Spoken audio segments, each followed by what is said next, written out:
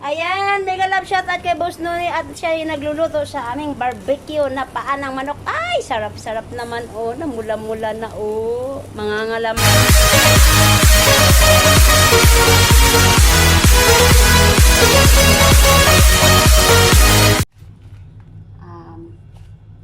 Chicken wings. So, ilalagay natin siya dito. Ilang piraso lang pala to. Ayan. Hindi kong alam kung natanggal na ba ito ng balat. Ayan po siya.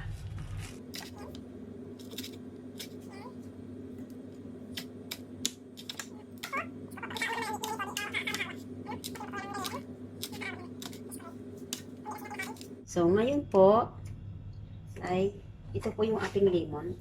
So, hiwa ito ang lemon ko. Okay. Inisan siya ng lemon. Ayan.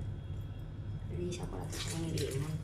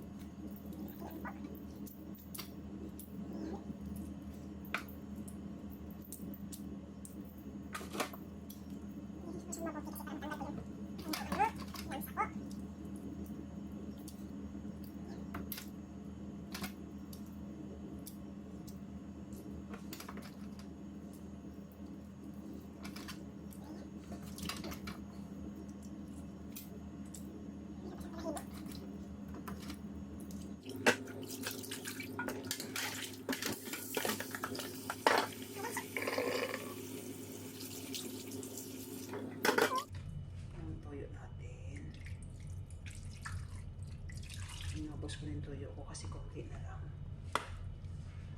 Tapos, yung suka. So, ilalagay yung suka. Okay. At, lagyan po natin siya ng chopping garlic. Yan po ang ating garlic.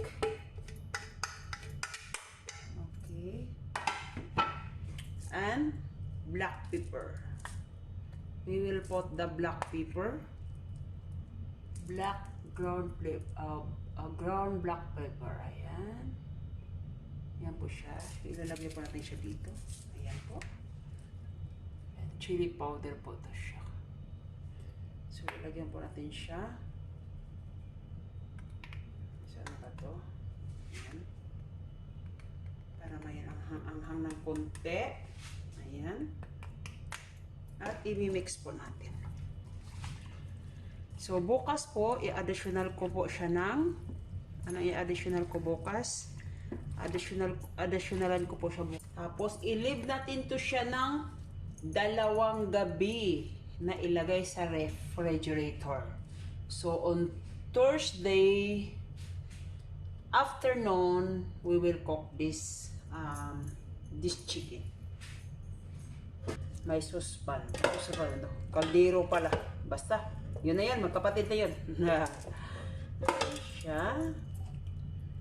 So, let's see guys on if they will cook this one. Yahoo! Alala mga kasundot dyan, ito yung Sprite natin. Ayan po. So, lalagay na tayo ng Sprite dito sa ating binabad na. Ayan. Yung binabad natin na iba-barbecue for tomorrow is Thursday. Ayan po. Ayan po siya.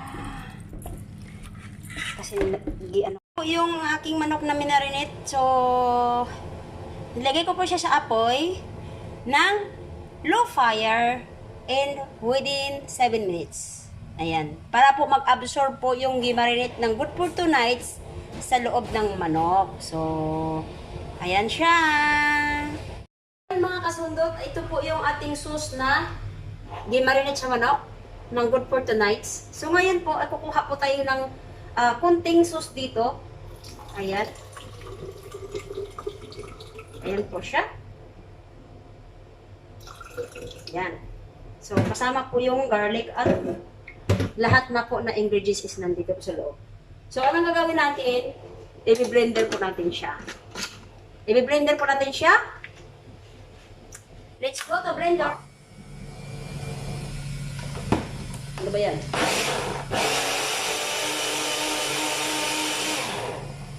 Ayan po.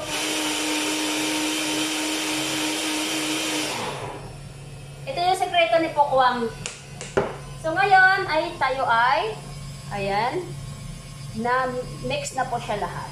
So ang gagawin natin ay, ilalagay na po natin siya dito sa ating kaldero. Ayan na po. Ang ating mahiwagang pang-sauce ng ating barbecue. Yan ang secret. Kasunod, ito na po yung ating sauce. So, ilalagay na po natin ang ating ingredients sa sauce na to. So, maglalagay tayo ng mamasitas ng konti. Konting mamasitas.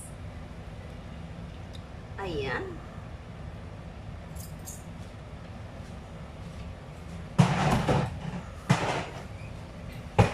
At syempre, ang ating UFC pala.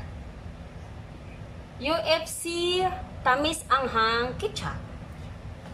Ilalagay na po natin siya dito.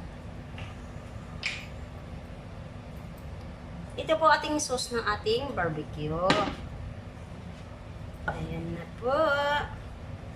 So we will mix well with the yung sauce na ating i-blender. Ayan.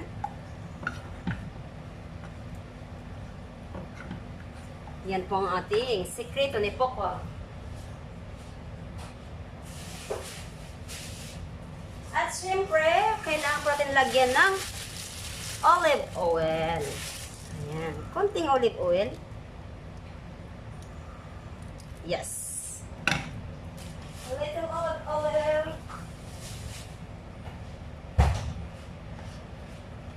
So we will mix well.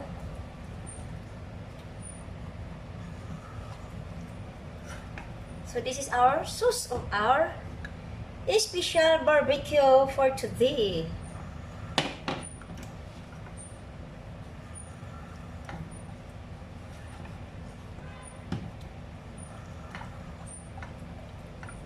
Yeah. We will eat tubig.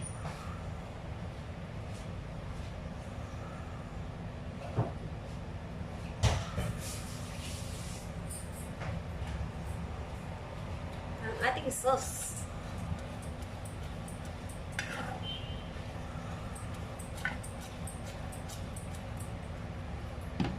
Ayan. Aray.